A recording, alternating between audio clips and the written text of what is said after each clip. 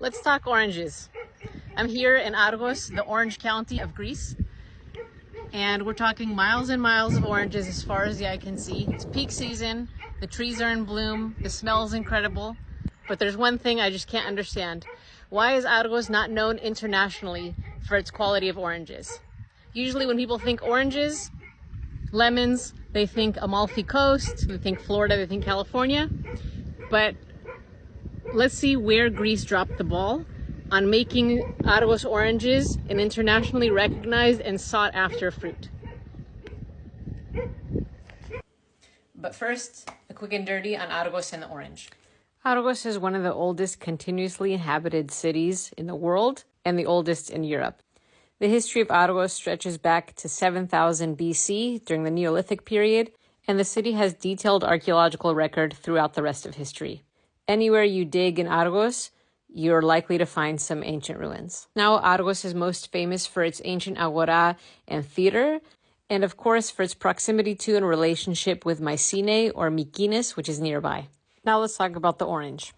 So thanks to innovations in irrigation, Argos has a fertile plain that can support more than just olive trees and grapevines, which was traditional. It has a Mediterranean climate, which means hot, dry summers, mild, wet winters, and this plus the new irrigation supports citrus cultivation, including oranges, tangerines, lemons, etc. Currently, Argos produces 250,000 tons of oranges annually, with 1/3 of that being sent for juice production, and a significant remaining portion being exported mainly to Germany, Romania, Serbia, Poland, and other European countries. I should note that some years, the economy really hits the Greek farmers, including those in Argos, who have faced really strict economic pressures when prices go down to as low as 25 cents per kilo.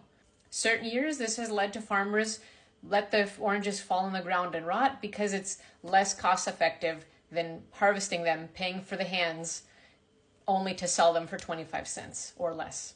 And of course, this highlights tensions with market dynamics and middlemen who take the fruit from the farmers, process them or ship them, and take their cut. But let's get back to the cultural level of things. Even locally, oranges don't play an externally facing cultural role in the area. I don't mean to say that there is nothing related to the orange in Argos. Of course there is. I mean, an example is that the monastery of Panagia Portokalousa, underneath the castle of Argos, it's the Virgin Mary, the orange bearer. That monastery performs a blessing of the oranges every year on November 21st. For those who know their liturgical calendar, this is the presentation of the Virgin, or the Isodia Theotokou. But what I mean by there's no externally facing cultural role, I mean, while most Argites have orange groves themselves, or they know somebody who at least has an acre, a visitor doesn't see the connection in Argos or the surrounding villages easily. I mean, they can come in the summer and they can see the trees on the road, or maybe they visit the spring and they drive by farmers harvesting the trees, but there isn't any connection to daily life in the city. And so the importance of the orange to Argos' economy and to the local people isn't communicated easily or effectively. And here's where I want to bring up the Amalfi connection. So Amalfi's cultural and economic history embraced citrus as a trade commodity, which boosted its fame. Of course, Amalfi was a great maritime empire. They're known for their incredible landscape with citrus trees terraced on steep cliffs. It's absolutely stunning. So I'm not trying to compare Amalfi to Argos in those terms. That's like comparing apples to oranges. But I bring up Amalfi because what Argos can do is try to emulate Amalfi and Italy's very smart way of promoting their produce. It starts with these huge Amalfitan lemons. They're gigantic. And this becomes limoncello that hundreds of people produce and sell. That lemon becomes a symbol for Amalfi, which then becomes a fabric, which becomes a tablecloth, dresses, bathing suits, bags, wallpaper, decor. It becomes lemon gelato. So this one humble product, the lemon, has jump-started countless separate industries. Lemons lead to tourism, which leads to consumption of local products and patroning of businesses, exploring the country, and this develops economic, trade, cultural, political exchanges between Italy and the outside world. And this, again, is all just from the lemon. So let's not undervalue the orange and the potential for the orange to really have an impact on Argos. So shouldn't something similar be happening there? Argos should wear its orange production.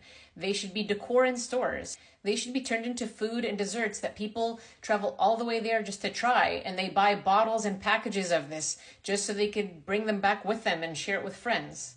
Oranges should be the symbolic capital that enhances industry, boosts the economy, and ultimately reinvigorates the demographic slump that areas like Argos and Greece more broadly are in.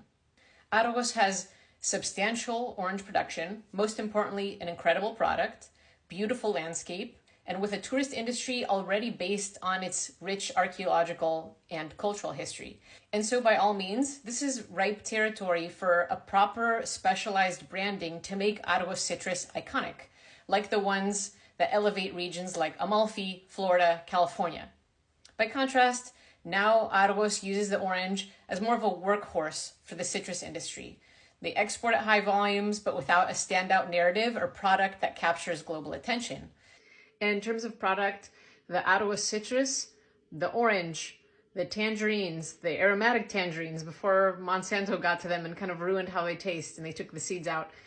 The blood oranges, the Moro orange. I mean, look, this blood oranges. If you want to see what they look like on the inside, this, and it tastes like Pez. Pretty great.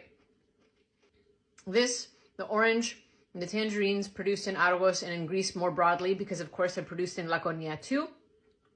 These should be boutique products. This kind of beautiful fruit that tastes like candy should be in every boutique supermarket across the world. It should be in like the Erewhon of every country.